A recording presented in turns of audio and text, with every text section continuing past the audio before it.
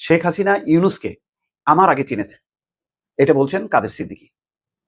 তার মানে ইউনূস অত্যন্ত খারাপ লোক, সেটা শেখ হাসিনা আগে আইডেন্টিফাই করছে, কাদের সিদ্দিকী আগে ধরতে পারেনি।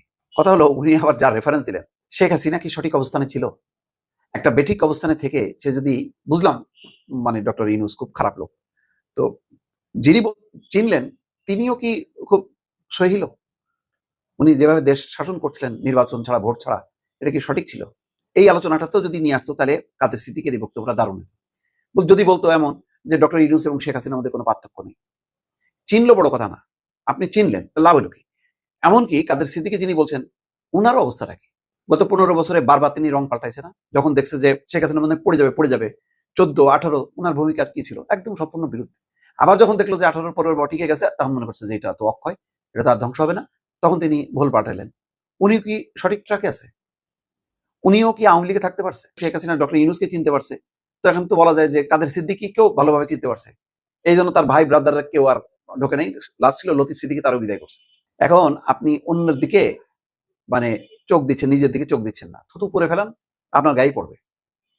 তো কাদের সিদ্দিকী ডক্টর ইউনূসের সমালোচনা করছে। ডক্টর ইউনূসের অনেক সমালোচনার ব্যাপার থাকতে পারে, কিন্তু ভাই আপনি হঠাৎ করে শেখ হাসিনা এর মধ্যে টেনে আনলেন, যিনি গণহত্যা মামলার 1 নম্বর আসামি, বাংলাদেশের একটা ফ্যাসিজম চালুর ক্ষেত্রে যার হলো নেতৃত্ব, যার কর্তৃত্ব একেবারে সম্মুখ ভাগে। তারপর আওয়ামী লীগের সঙ্গে আমার কোনো বিরোধ নেই। আওয়ামী লীগ একটা গণতান্ত্রিক দল হিসেবে অন্যদের অধিকার আছে। এই আওয়ামী লীগের পতাকা একজন সাধারণ মানুষ যে আওয়ামী লীগ করে, কিন্তু সে কোনো লুটপাট নেই, সে যদি পতাকা ধরে আগায়, আমি বলবো যে আগাও, আপত্তি নেই। কিন্তু বিএনপি হোক, আওয়ামী লীগ হোক, জামাত হোক, যারাই অপরাধের সাথে যুক্ত, তাদের তো ছাড় নেই, তাদের তো বিচার হওয়া উচিত। কারণ হুট করে আপনি কি এমন খেপলেন? লতিফ সিদ্দিকীর ব্যাপারে আমি বলছি যে এইভাবে তাকে আটক করা ঠিক হয়নি। যার সাথে আওয়ামী লীগের অনেক দিনের সম্পর্ক নেই, 71 মঞ্চ 71 বানায় তারা একটা বক্তব্য দিচ্ছে, এটা তার অধিকার। আপনি সেটাকে কাউন্টার করেন, বলেন যে ওখানে যে বক্তব্য দেওয়া হচ্ছে সেটা আওয়ামী লীগের বয়ান, আওয়ামী লীগকে প্রতিষ্ঠিত করার চেষ্টা, আপনি সমালোচনা করেন। কিন্তু আপনি তাদের রাষ্ট্র বিরোধী আইনে আটক করে কারাগারে 5-7 মাস রেখে দেবেন, সেই সাথে পান্না ঢুকবে, আবুল মোহাম্মদ শহীদ খান থাকবে, কার্জন ঢুকবে, এটা আমারও পছন্দ না। কিন্তু হঠাৎ করে আপনি বলতেছেন ডক্টর ইউনূসকে শেখ হাসিনা আগেই চিনছিল, এইটা তো ঠিক হইল না। বলছে যে ডক্টর ইউনূস সুদখোর, আর আমি ভাবতাম ইউনূস ভালো মানুষ। মানে শেখ হাসিনা বলতো আপনি, অর্থাৎ ইউনূস সুদখোর, আর আমি ভাবতাম আপনি ভালো মানুষ। কিন্তু পরে বুঝেছি শেখ হাসিনা তাকে আমার আগে চিনেছে। বিশাল ব্যাপার। তাহলে শেখ হাসিনা ঠিক আছে, এটাই তো বক্তব্য। আচ্ছা, কাদের সিদ্দিকী আরো বলেন, আওয়ামী লীগ থেকে আমার ভাই আব্দুল লতিফ সিদ্দিকীও আমাকে বহিষ্কার করা আল্লাহ তাআলার রহমত ছিল, তা না হলে এই বয়সে আমাকে কারাগারে যেতে হতো। তো এটা কোনো কথা হলো? আপনি কারাগারে থাকলে কি এই আওয়ামী লীগকে ভালোবেসে যদি আপনি সঠিক লোক হতেন, কারাগারে থাকতো কি রাজনীতিকদের? শেখ মুজিবুর রহমান কারাগারে থাকে নাই?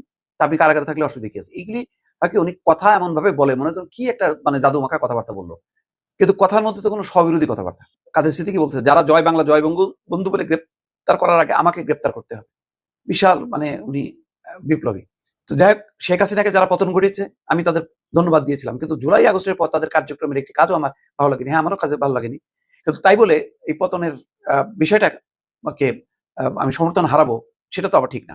আজও আমি জুলাইকে সমর্থন করি, কিন্তু সেই সময় যা যা ঘটেছে আমি সমর্থন করি না। যাক, উনার কথাবার্তা এদিক ওদিক করে উনি একটা মানে উনার একটা অবস্থান তৈরি করার চেষ্টা করছে। এগুলি হলো কি হিপোক্রেসি।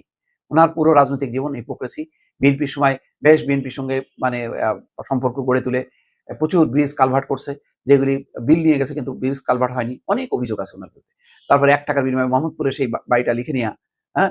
এই গণভবনে যে ঠিক দ্বাদশ আমির নির্বাচনের আগে দিয়ে, এগুলো আপনি যখন সমালোচনা করেন, তখন ওই সমালোচনাগুলো খায় না এই কারণে যে আপনিও সঠিক জায়গায় নেই।